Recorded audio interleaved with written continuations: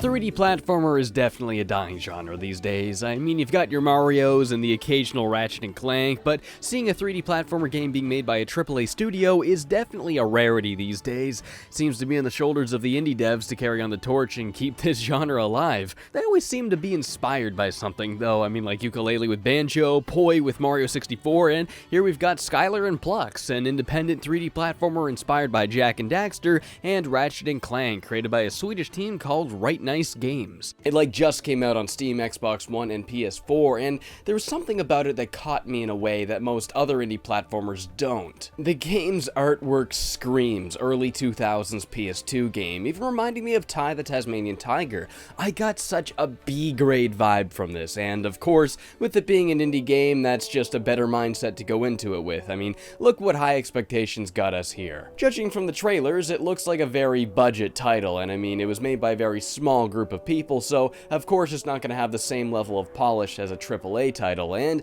at the low price of only 20 bucks, I had to get it. Okay, Skylar and Plux, Adventure on Clover Island. The game kicks off with Skylar under captivity by CRT, an evil robot who wants to take over. He erased Skylar's memories and equipped her with a robotic arm in hoping of turning her into some sort of weapon or super soldier, whatever. Despite having her memory wiped, her moral compass remained intact and she breaks out of CRT's lair. Crash landing on a foreign planet, we then meet with a bird named Plux. The AI in Skylar's robotic arm then explains that Skylar can recover her memories if we find something called the Siphon. Obtaining this also requires defeating CRT and ending his reign over this planet. It's a simple, family-friendly plot. We've got a villain to beat, a planet to save, and on top of that, we've got some added motivation of getting Skylar's memories back. So, as you guys know, it's a 3D platformer in the same vein as Ratchet and Clank or Jak and Daxter. The controls are pretty great, honestly. Skylar's weight feels just right, and the jumping has a good feel to it. The mechanics are kept pretty simple in the beginning. You've just got that standard double jump and a grapple move that's more or less right out of Ratchet and Clank. It all feels great though. I mean, landing precise jumps is never a problem whatsoever. Soon enough, you'll unlock additional abilities to add a healthy variety to the gameplay, like a jetpack to hover over longer distances, or do a high jump, or blast off into a long jump. This long jump one feels awesome. You have no idea how often I do this just because of how rad it feels to do it, like to hear that burst, see that flame, and just shoot forward into a dive roll. It's kick-ass. Though I was a little surprised by the addition of a jetpack because I figured as a buddy platformer, the aerial moves would be handled in conjunction with Plux. I mean, he's a bird after all. That's what the birds in games like this usually do. You look at other games and you see characters like Clank and Kazooie being the ones to propel you into the air, but Plux has absolutely no impact on the gameplay at all. He just kind of follows you around and makes remarks about the environment. Don't look down now, Skylar. Thanks, Plux. He feels more like Navi than Kazooie. He's like a narrative companion rather than someone actually helpful, and I found that a little disappointing. The game's got combat, but it's kept as simple as possible. You've got that 3-hit combo that's been in like every platformer game ever, a ground pound and a spin move, very akin to Crash Bandicoot. Enemies all die in one hit, so it's nothing tedious. Every encounter just feels like a slight distraction, just something a little different thrown at you every now and then that's quickly solved, just so the platforming never turns stale. I think it was handled relatively well for a game like this. Though I do wish the 3-hit combo had a little more range. I mean, there's no squash and stretch to the animation or extension of the robotic arm to cover a wider radius,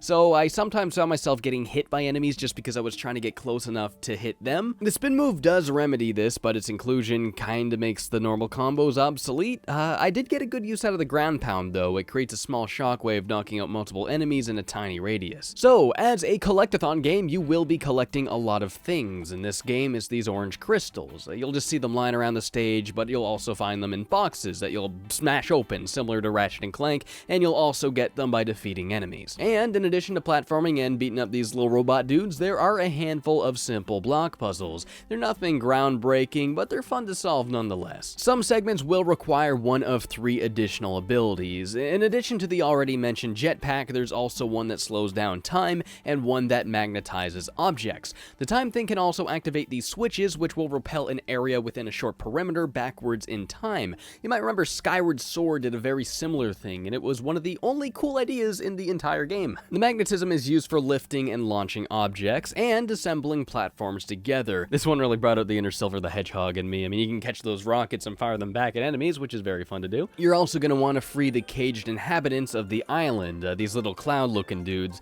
You can also ground pound them and squish them. Why can you do this? Hello, it's me. You're going to need a certain amount of those orange crystals to unlock each cage, so you're constantly with reason to grab them all, but on top of that, collecting a bunch will also restore a unit of health, which gives you even more incentive to collect them. I think that's really neat. Come to think of it, that's kind of like Mario 64. I mean, like, you need 100 coins to get a star, but you also collect coins to get your health back. I do think they could have used a better sound for when you pick them up, though, especially when you collect a bunch at once. It's just this weak bing noise. Other games like Mario, Sonic, Ratchet and Clank, hell, even Skylar got this one right. They all have this very satisfying and iconic sound for picking things up, and when you grab a bunch at once, the sound stacks over itself. Yeah, like that. It just feels really good, you know? And I just didn't really get that from this game. The overall presentation is very hit and miss, though. Let's start with the hit, the good. So, like, these environments, dude, they look amazing. The game runs in Unreal 4, and that definitely shows. The most evident thing are the colors. Look how freaking vibrant this game is. Oh my lord, dude. It's like borderline Wind Waker HD over here. Some effects don't look that great, though, like the water splashes could look a bit better, but those things are all minor. It's also got that Mario Sunshine thing going on for it. Like, remember when you could see the other levels from the level you were in? Like, it all took place on one big island, and you got a really good sense of that whenever you looked off in the distance. Skylar and Plux does the exact same thing. I mean, check it out. That's where we started. Way down there. You can see the other levels too. I love this kind of thing. I mean, it really makes the game feel like one big world rather than all these disjointed levels. Now, while the environments do look great, the character models on the other hand are a tad on the primitive side.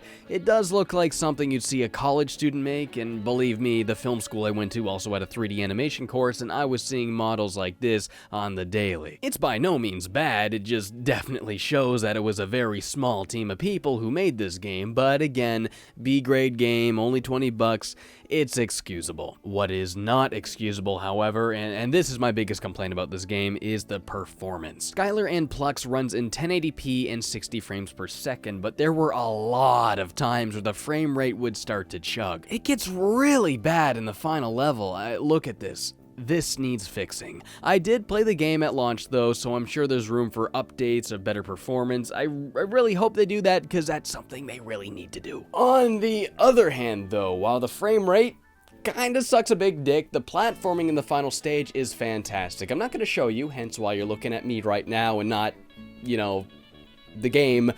The platforming involves a lot of quick reflexes. You're gonna grapple off a hook, land on a platform, you have to magnetize together, and then you'll rip a platform out of the wall and jump on that one. It's a great final stage, and a fantastic way to end the game. The level design for the most part is pretty solid, but there's a lot of places that look like you can go there, but there's nothing there, like here.